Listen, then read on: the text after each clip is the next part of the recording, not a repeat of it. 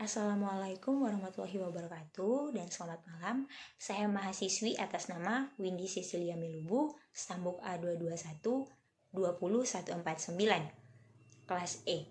Baik, di sini saya akan membuat tugas video mata kuliah belajar dan pembelajaran tentang biologi, dan saya memilih materi biologi sel. Berikut videonya. Selamat pagi adik-adik semua, apa kabar minggu ini? Oke, pastinya semua baik-baik ya. Materi kita sudah sampai pada materi biologi sel. Jadi untuk pertemuan kita pada saat ini kita akan belajar tentang biologi sel.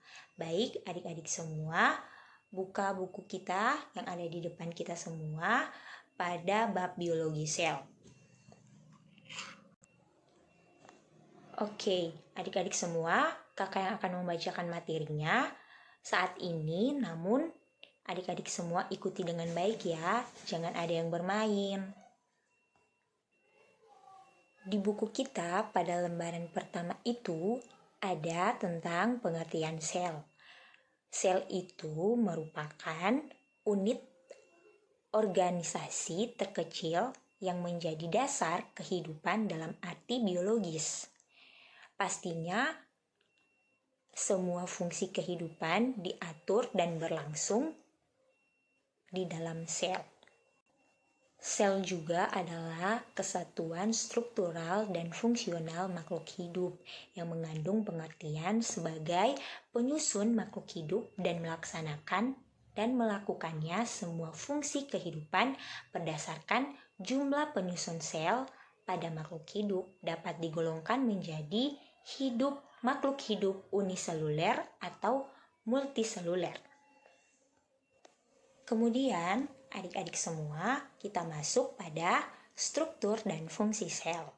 Sel terbagi menjadi dua kelompok utama, yaitu sel prokariotik dan sel eukariotik. Kedua jenis sel tersebut sama-sama mempunyai perintang selektif atau membran plasma atau sitoplasma. Membran plasma ini menyelubungi sitosol tempat organel sel berada. Semua sel mengandung kromosom yang membawa gen dalam bentuk DNA dan ribosom yang membuat protein dengan instruksi dalam gen. DNA pada sel eukariotik terdapat pada nukleus yang diselubungi membran ganda, sedangkan pada prokariotik DNA tidak terselubungi oleh membran yang disebut nukleus. Adik-adik semua, kita masuk pada istilah prokariotik, berasal dari kata Yunani pro dan karyon. Pro artinya sebelum dan karyon artinya inti.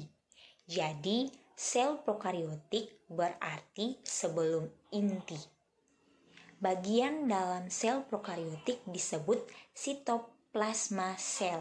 Prokariotik tidak memiliki nukleus sejati karena bahan intinya masih tersebar di dalam sitoplasma dan belum diselubungi oleh membran inti.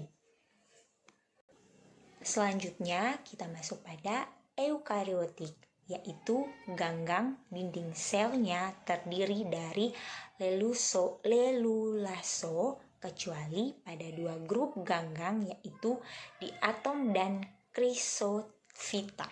Satu grup ganggang lainnya yaitu coccolithophyra. Dinding selnya mengandung lapisan selulosa dan sisik-sisik yang terdiri dari kalsium karbonat. Baik adik-adik semua, karena jam pembelajaran kita pada saat ini sudah habis, mungkin ada dari adik-adik semua yang ingin bertanya, nanti kita lanjutkan minggu depan. Kita semua tetap belajar, baca-baca kembali materi pembelajaran kita hari ini dan terus belajar. Pertemuan kita sampai di sini. Terima kasih atas perhatiannya dan waktunya sampai di sini. Kita berjumpa lagi minggu depan. Terima kasih dan selamat pagi. Sekian tugas yang dapat saya buat. Terima kasih. Assalamualaikum warahmatullahi wabarakatuh dan selamat malam.